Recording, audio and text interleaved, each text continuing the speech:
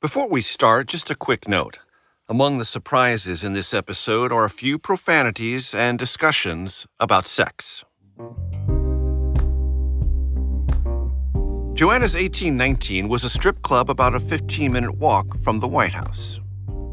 In the late 1980s and 90s, it was a place where a certain set of professional men in Washington took their lunch hour. A narrow entryway corridor opened to a small stage. Music blared from the DJ booth. The clientele ate broiled fish and watched women take their clothes off under dim red lights. Priscilla Sue Gailey was a dancer there. My dancing? Yeah. That's part of my soul. Mm-hmm. I had to take off my clothes to make the money, but dancing is a part of my soul. Priscilla was in her early 30s. She was petite with blue eyes and dark hair. The other dancers at the club called her Liquid Rhythm. To regulars, she was known as Hot Legs. She had danced at clubs in Ohio and Massachusetts under different names. Tracy Starr, here in Columbus. I was a Monique, I was a Monica. DC, I was Priscilla, and no one ever knew my real name until then. I never had power in my life until I started dancing. Yeah, I was abused, oh my God, stifled. No. That is the first time in my whole life I was allowed to be anybody I wanted to be. For 20 minutes at a time, I could be anybody I wanted to be. And dancing at Joanna's, becoming whoever she wanted to be that day, that hour, that song, was how Priscilla came to be the unlikely companion of Robert Hanssen. God, he was so nice to me. It was a magical year. He made my whole year just like, what? When he met Priscilla in 1990, Hanssen had been married for 22 years. He had 6 kids who he was trying to put through private school and college. He was an FBI special agent who was climbing the bureaucratic ladder. He went to church on Sundays, even sometimes visiting Opus Dei during the week in the afternoons. But there were other afternoons where he was at Joanna's.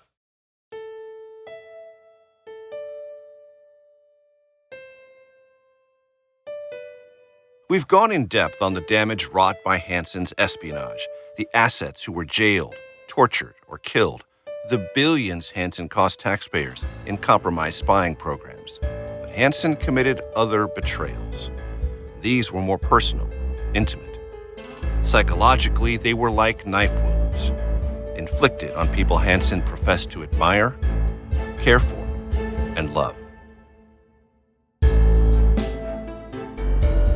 From CBS News, I'm Major Garrett, and this is Agent of Betrayal, The Double Life of Robert Hanssen, Episode 3, Priscilla.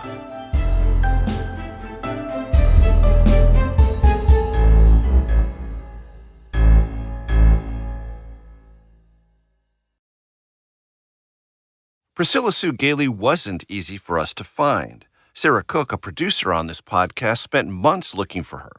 She got a response by email at first. Then Priscilla went dark for months. Nothing. Sarah eventually found her in Columbus, Ohio, with the help of Facebook and Priscilla's adult son. Hi. Hi, this is Major Garrett. Good morning.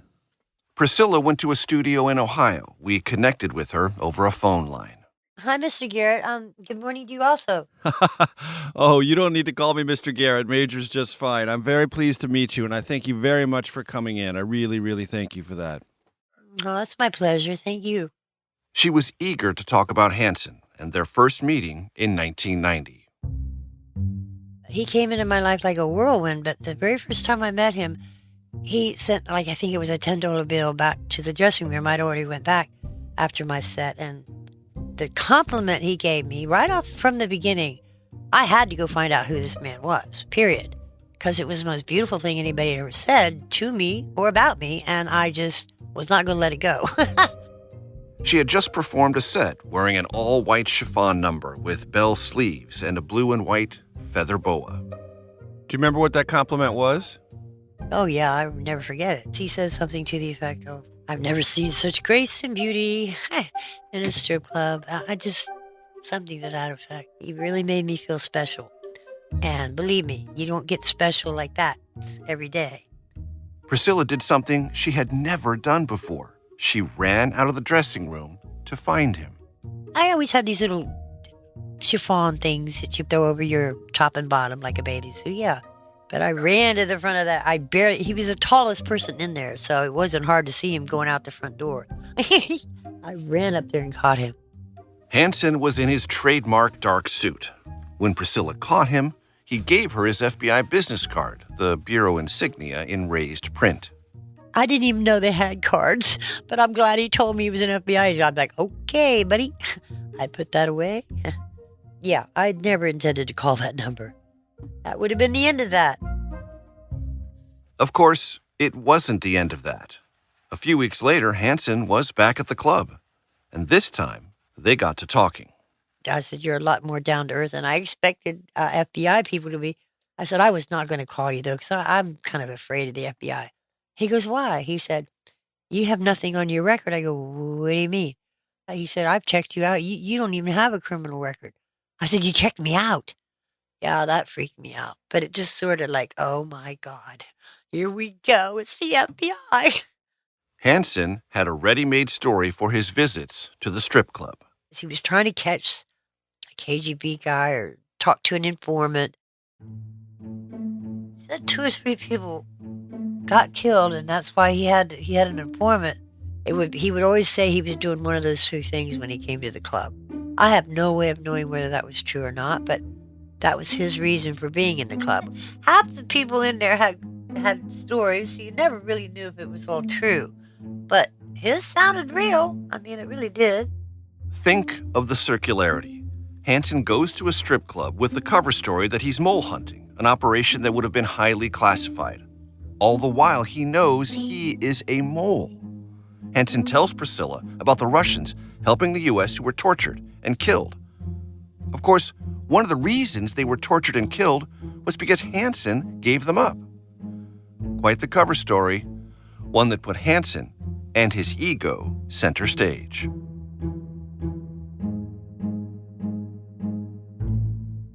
Anyway, by the second time they met, Hanssen hadn't just run a criminal background check on Priscilla. He had run to the jewelry store too, returning to the club with a sapphire and diamond necklace. I said, I can't accept this. I mean, it was beautiful. Don't get me wrong. It was absolutely gorgeous. But then I thought, uh-oh, he wants something. And then he said, it's beautiful. You should have it. And he took it out the box and put it on me. And I was like, but I took it. I did. I could not help myself. It was so beautiful. And this happened in the club? In the club. Mm-hmm. Right out there in the open? Right out there in the open. I said, do you make this kind of money? He said, oh, no, I got a very large inheritance. I was like, oh, okay. Okay. And in that case, and I didn't want to be taking food out of his kids' mouths or Right. I don't know what I thought. Wow. It just seemed like an awfully lot. It was unbelievable. That's what I'm saying. He was so nice to me. Of course, Hanssen didn't have a large inheritance. He came from a middle-class background. But the Soviets had provided Hanssen with tens of thousands of dollars for every batch of secrets. By now, he had made an estimated $450,000. That would be about $1 million today. And he made a lot of that right before meeting Priscilla. Hanssen was paid in cash and diamonds, and there's only so much of that you can keep in your sock drawer. Some went to his kids' private school tuition, some to a home renovation. Any deposit over $10,000 would be flagged by the bank. He needed somewhere to put the extra cash.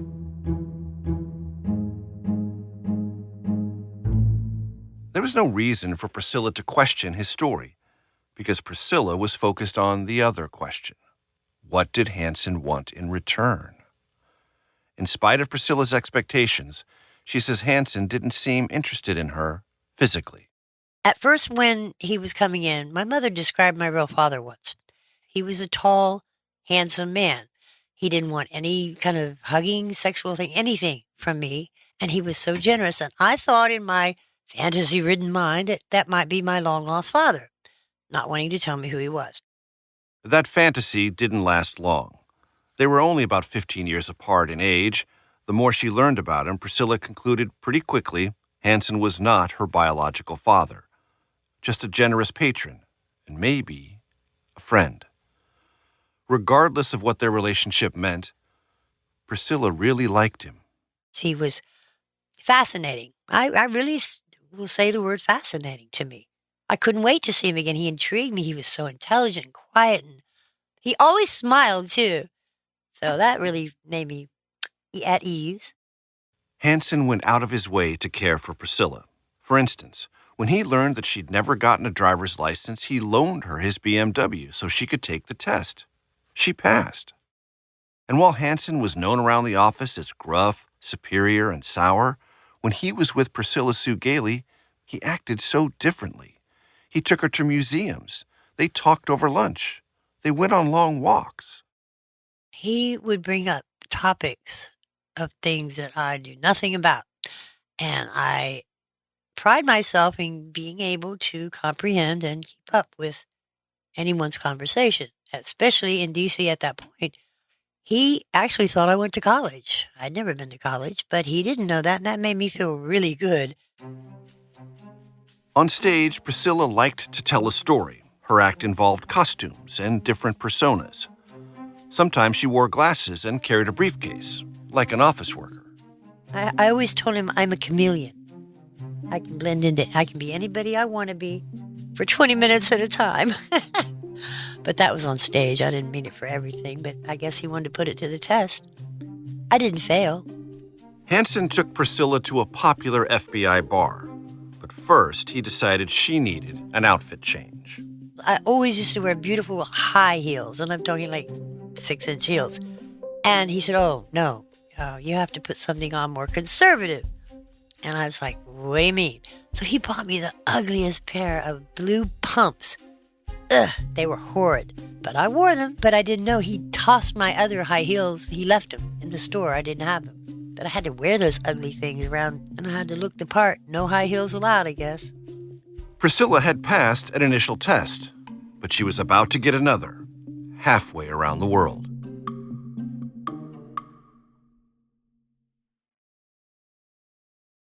By spring of 1991, Hanssen was working in an FBI inspection unit. He traveled to bureau field offices as an auditor, making sure things were on the up and up. The position frequently took him overseas.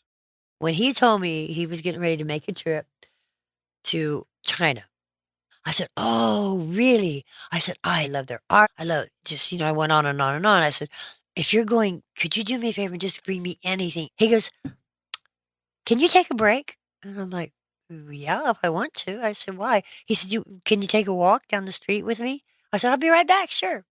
She got dressed and they walked a couple of doors down to a travel agency. Hanssen told her he needed to pick up his ticket for the trip. Priscilla waited outside, smoking a cigarette. When Hanssen emerged, he handed her an envelope. It contained her own ticket for a flight to Hong Kong. I said, I was like stuttering, like, a ticket? I can go? And he said, well, not with me. He said, but if you like to go and find your place in the world, you can go. And I'm paying for it. Hanssen made it clear they would fly separately and stay in their own hotel rooms. I was like, oh my God, I went to hug him. No, that's not necessary. He backed off, like wouldn't let me hug him or anything. But I was so excited. I was like thrilled, like really, for real. I mean, I was so, I don't know. I was overwhelmed. I was so excited and happy, and hell no, I'm not turning it back in for money. I'm going. A gift with great potential for disaster. Think about the risks to Hanssen for a second. Bringing a dancer on a work trip abroad, a trip taken under the auspices of the FBI, it is hard to comprehend. Hanssen even pulled strings to get Priscilla a temporary passport. They stayed at a beautifully appointed high-rise hotel with a rooftop bar, a grand staircase that flowed from the mezzanine to the lobby. Stunning flower arrangements adorned the property. During the day in Hong Kong, Priscilla and Hanssen went their separate ways. She shopped, swam in the hotel pool, drank, played tourist. He worked. But they'd eat together every morning and have dinner every night. Halfway around the world with a beautiful woman. It was a James Bond-like fantasy. Hanssen took care of every detail. I felt like a total princess. I'd never been treated so well in my entire life. Breakfast was at the hotel buffet. Dinner was at a different spot around town each night. They would take luxury cars to the restaurants. I swear I had 6 different kinds of Chinese food. I loved them all. I wanted the place settings. They would have everything made out of onyx, or everything made out of jade, or everything with gold tips, or everything of turquoise, or everything just... he said, what would you like? I said, the place settings. Like it was so beautiful.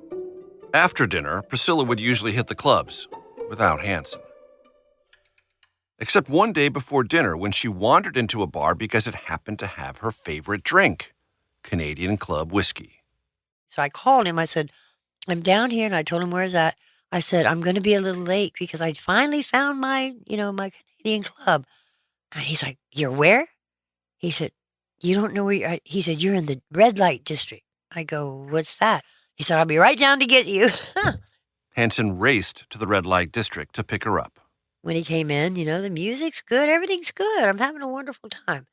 And the people were nice to me. Nobody was being weird or anything. He said, you're in the red light district. We really got to go. I said, well, okay. Let me finish my drink. I said, oh, and can we you want to dance just one song? He's like, well, no. I said, oh, please, come on. You can dance. So I kind of pulled him out on the dance floor and started, and the poor guy, I seen why he didn't want to dance. Well, he looked like Lurch. You remember Lurch? Lurch from the Addams Family. I'll teach you to dance. Grandmama taught me. She's a great dancer. Lift Lurch's arms up one at a time, and you know how, oh, poor guy. Because I believe anybody can dance, but he just could not loosen up. But anyway, that didn't last long. About half the song and we're leaving. As Priscilla's benefactor, Hanssen had certain expectations for her. He wanted some control in exchange for his generosity. For instance, Priscilla had brought a crocheted bikini, too revealing for Hanssen's puritanical tastes. He made her pick out a one-piece, which he paid for. Now you'd think he came to the club to see me. Well, why would that upset him? I guess because I was out in public? I don't know. I have no idea. But I didn't argue. I put it on and went to the pool. No problem. Another day, he arranged for Priscilla to tour a Russian submarine docked in Hong Kong's harbor. Hanssen wanted Priscilla to go inside the submarine, really scope it out. Would you rather go shopping or go aboard a Russian submarine? I wanted to go shopping, thank you. Yeah, and he seemed highly upset, like, you didn't go? No, I was shopping and just blew it off like it wasn't anything, but he was upset. He didn't want to go. Why would I want to go without him? I mean, it's something that if he wanted me to go, he should have took me personally. That's the way I felt. We don't know why Hanssen wanted Priscilla to tour the Soviet submarine without him there. In hindsight, Priscilla wonders what Hanssen's intentions were. Was she being groomed to be an accomplice? Or a sacrificial lamb? What did Hanssen want from her? After 2 weeks in Hong Kong, they had dinner one final time. I told him every night for dinner I would come down. They had this long, winding staircase. I told him every night when I come to dinner, I hope I look better than I did the night before. Now, I kept this up for 2 weeks, so you know that on the last night, or the last dinner date, I felt like a movie star. She was wearing a sapphire blue dress with a small slit, not too high, she says, with matching shoes, all adorned with rhinestones. On this last night, Priscilla wanted to test for herself if this really was a platonic relationship. It was my last chance. I think I got a little more tipsy, and I'd had a lot of time to think about everything this man had done for me. And the trip's over, and we're going to be going back to where everybody knows us. And he had not made a move on me. And I thought, maybe he just needs a little push. So I did the pushing. Yeah. I liked him a lot, but I knew he was happily married, and I wasn't going to mess that up. But I thought maybe he brought me all the way over here because he could not make that move any closer to home. I made the move. He didn't. Believe me, he stopped me. It didn't finish anything, but at least I found out what I needed to find out. That was it. That might have ended most relationships. but not this one. Priscilla and Hanssen went home to their separate lives, Priscilla with a few more suitcases than she came with. Back in D.C., he continued visiting her at the club. They were still friends. Hanssen proselytized about Opus Dei to anyone who would listen, but his approach to Priscilla was more gradual, less blunt. When I told him I walked by this church every day, this beautiful church from the subway on the way to work, and it was so beautiful. And that's when he started. He said, you should go in, you should come to my church. It's strange, but he did not do it in an offensive way. He did it in an offering a different path. And I was afraid, if you know what I mean, that I couldn't do that because I took off my clothes for a living. So I was thinking I couldn't mix the two or something, and he convinced me otherwise. With Hanssen's encouragement, Priscilla showed up at his family's Northern Virginia church. I didn't go in, but I went to go in. I just chickened out because his wife and kids were there, and I was feeling awkward, if that meant anything. Hanssen and Priscilla were close. They'd been seeing each other for about a year. Hanssen had been giving her money regularly. Then one day, Hanssen took Priscilla to lunch at a Mexican restaurant. We went to lunch, and he gave me money, and I was like, oh, whoop, whoop. By then, I didn't know what he had for me, but I knew he was probably going to give me some money. But Hanssen had something else up his sleeve, or rather in the tortilla chips. He had hidden car keys there. He said, well, those are going to be yours. I said, I got a car? You got me a car? And I got all excited. Oh, my God. Did I ever get excited? I didn't know what it was. I didn't even care. It was just the fact that he had, like a father would do, bought me a car. And so I couldn't wait to get done eating. I'm ready to go right now. I'm not hungry anymore. I want to go. Oh, my goodness. My baby Benz. Yeah. It was champagne silver with red leather interior and a sunroof, and I loved it. On her way home, Priscilla went on a joyride, 50 miles out of her way. I was floating. I was floating on air. I sat it outside my apartment for 2 weeks, and I'd look out the window because I just knew they were going to come take it away. I just knew something. It can't be mine. It's not real. They're going to come tow it away. It's not mine. But it sat there for 2 weeks, and it was mine. And finally, when I was convinced that it was okay, I started driving it. The car also came with an American Express card to be used only for car-related expenses. Around this time, Hanssen took Priscilla somewhere civilians can't usually go, the FBI training facility in Quantico, Virginia. He gave her a badge so that she could access the site.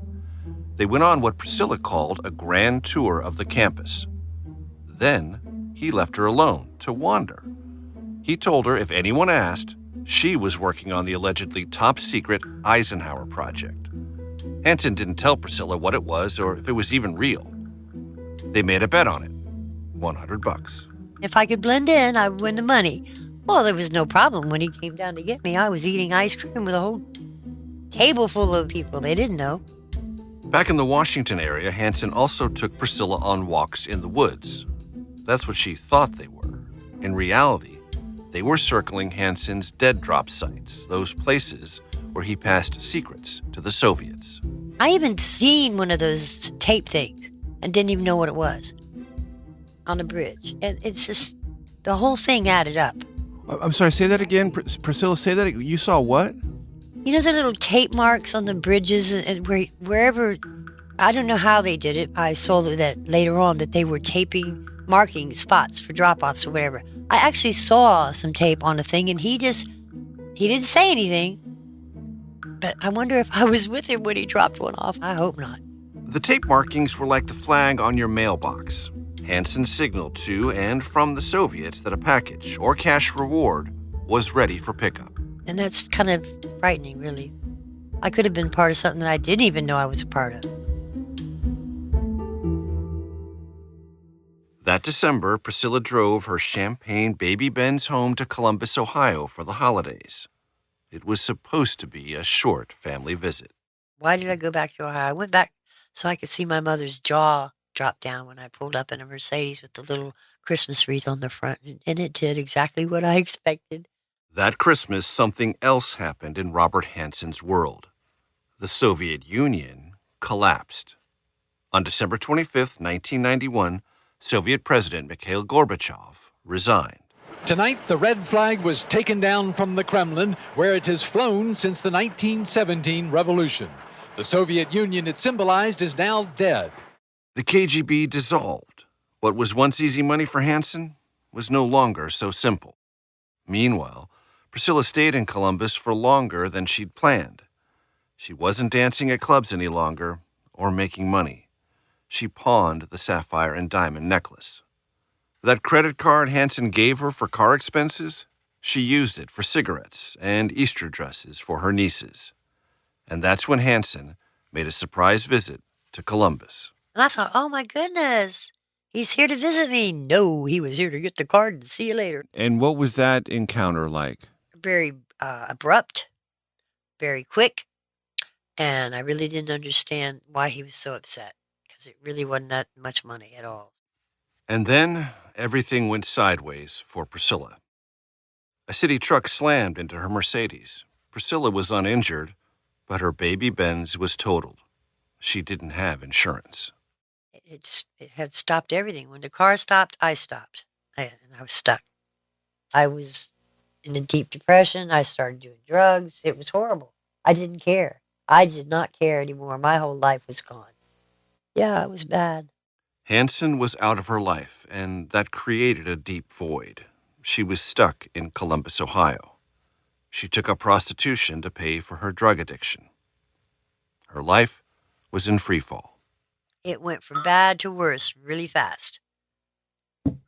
And I was so depressed at that point. I didn't care. I just did not care. I did not care. Depression hit like the big ship coming in. Priscilla was eventually arrested on a drug charge. Her mother, knowing all about Hanssen, called him, looking for help.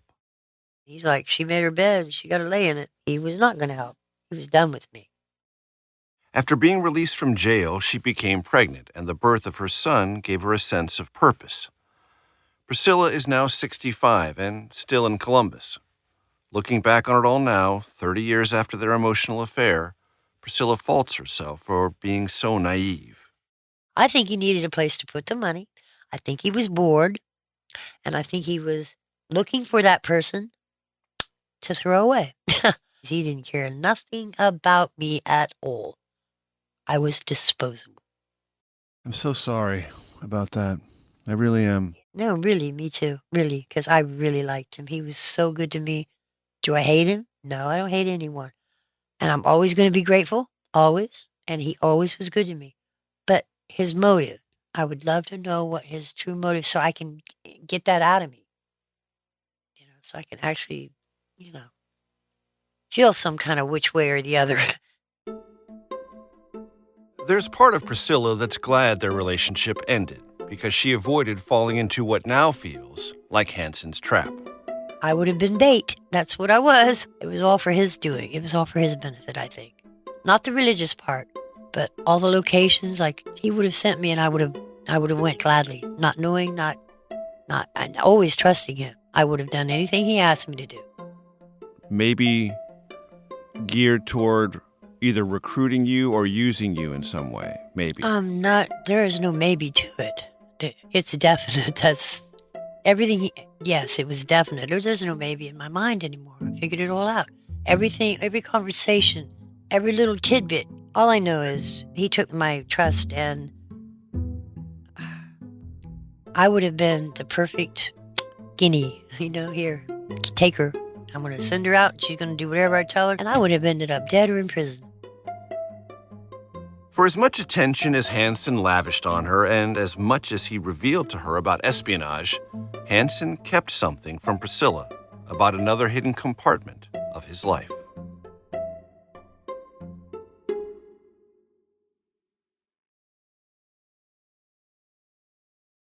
Hanssen's courtship with Priscilla was surprisingly chaste. If anything, it was an emotional affair or a friends with financial benefits arrangement.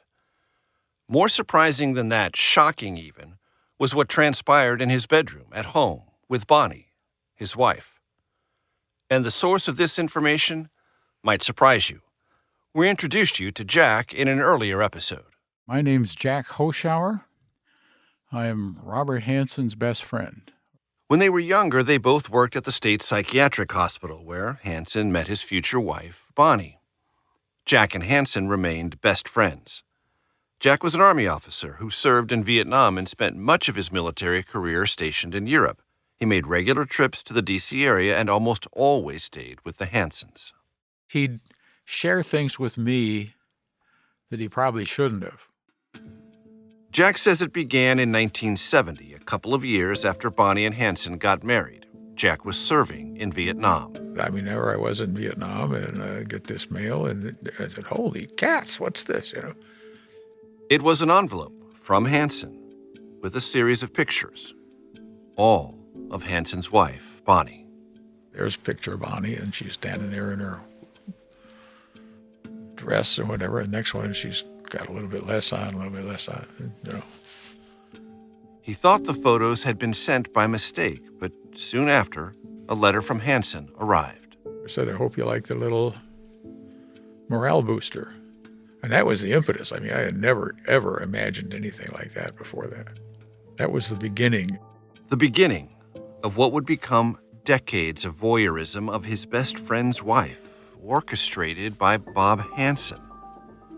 And by the way, we know these details from Jack himself after hours of interviews. We have no reason to doubt them, but there's no way to know if we're getting the full story. We have also reached out to Bonnie and the Hanssen family for comment while reporting this story. They have declined or ignored our requests. Jack told us of an episode many years after Vietnam when the Hanssens were living in Virginia. I was staying with them, and Bonnie was in the shower. And he says, come on, let's look in the shower. And I said, no. He said, come on. I said, no. He grabbed my arm and pulled me. And I physically resisted then, too. Maybe because I was afraid she'd see me. Jack says Bob pressured him to participate. I still have feelings of responsibility and guilt for what I did. Definitely. I imagine shame is not too strong a word. Not at all too strong a word. You could even sort of multiply that a little bit. But it went to another level.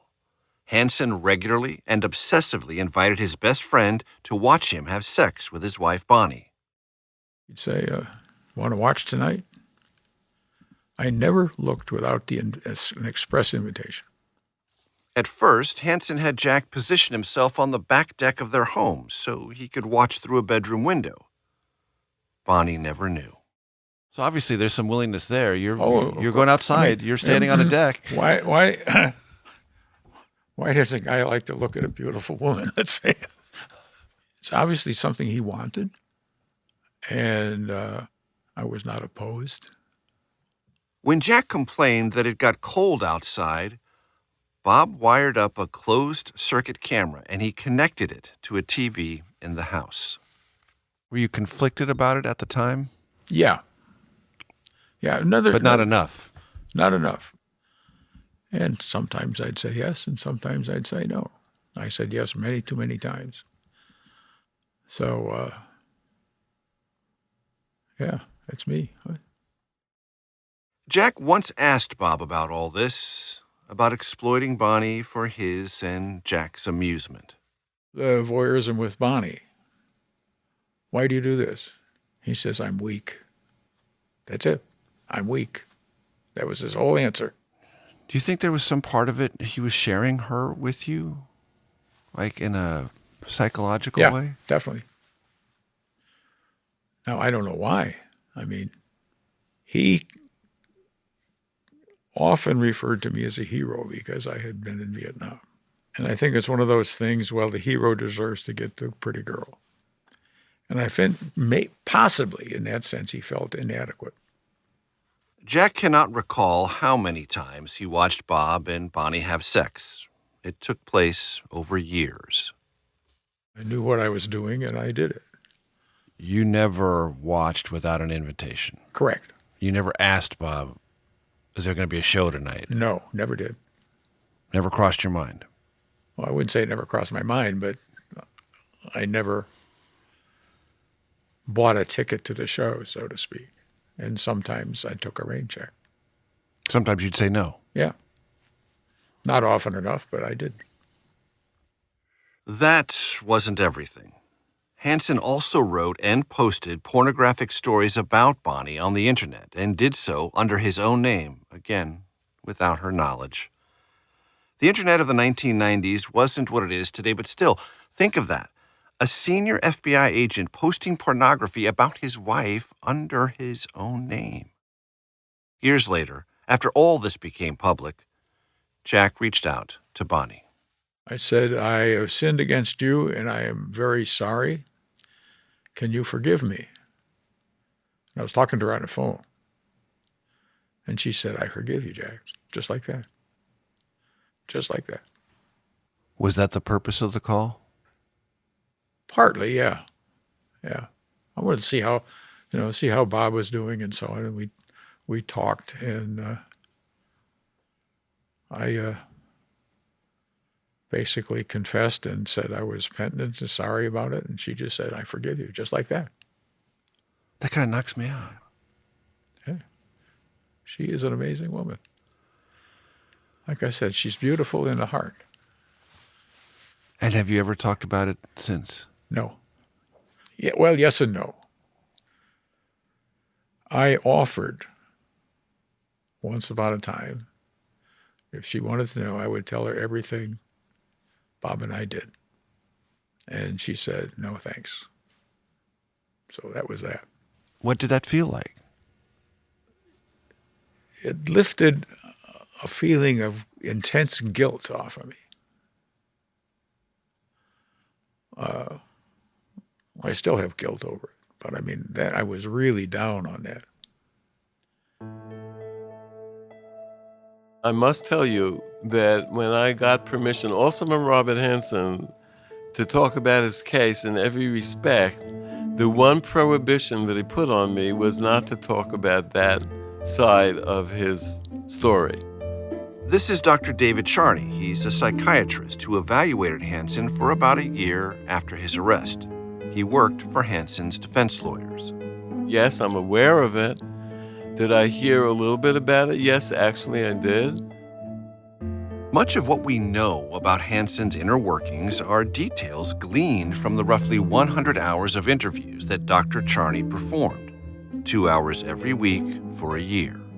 When I came in, Hanssen started talking. I didn't have to say anything. I was there as his audience for 2 hours. Dr. Charney recalls that Hanssen took control of these sessions. He wanted to tell his story his own way. You could tell that he was always protecting his reputation. I was being taught to understand Robert Hanssen the way he wanted me to understand him. Dr. Charney is the person who told us about the many sides of Hanssen. It's in a single word: compartmentalization. I've never met anybody ever as compartmented as Robert Hanssen. It goes on, these opposites that coexist in a way that you just scratch your head and say, how does he do that? I cannot answer that. It's a thing that we do normally, but he carried it to the nth degree.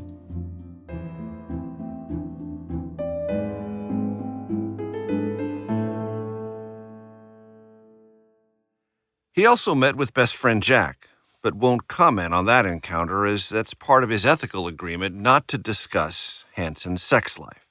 Do you believe he is ashamed of that part of his life? Yes. People ask me if he feels guilty and remorseful. About that particular part? Well, that's a good question, and I'm not sure I can answer that for the reason that he kept within a certain boundary talking about it at all. And so I knew not to ask a question like that, and I didn't hear that volunteered. Although he couldn't comment on the specifics, Charney explains Hanssen's affinity for voyeurism and insatiable ego in 3 words. The shy exhibitionist. The shy exhibitionist. The fancy word is oxymoron. something that is contained in the same place but is radically opposite, yet coexists. And that was Robert Hanssen. Next time on Agent of Betrayal, the calculated and compartmentalized Robert Hanssen turns reckless. Whatever he envisioned himself to be, the super spy, there were some missteps that he took that I can't explain. Cracks in the facade. His colleagues at the FBI couldn't help but notice. Folks referred to him as Dr. Death. There was just something about him that as soon as I met him, I felt uneasy. His behavior would endanger those around him. He grabbed me from behind and twisted me around, and he started dragging me back towards his office, yelling the entire time, "I told you to get back in here." That's next time on Agent of Betrayal, The Double Life of Robert Hanssen. This series was reported by me, Major Garrett, Arden Fari, and Sarah Cook. Our team of reporters and producers also includes Jamie Benson, Pat Milton, Jake Rosen, and Nellie Watson. Our producing partner is Neon Hum Media. Our senior producer is Odelia Rubin. Zoe Culkin is our associate producer. Original music and sound design by Hansdale Shee. Additional music from Blue Dot Sessions. Executive producers for Agent of Betrayal are Arden Fari, Shara Morris, and me, Major Garrett. Special thanks to Mark Lima, Megan Marcus, Ingrid Cyprian Matthews, and Steve Races of CBS News, and Jonathan Hirsch of Neon Hum Media. We welcome you to contact us at agentofbetrayal@cbsnews.com. That's agentofbetrayal@cbsnews.com. Thanks for listening.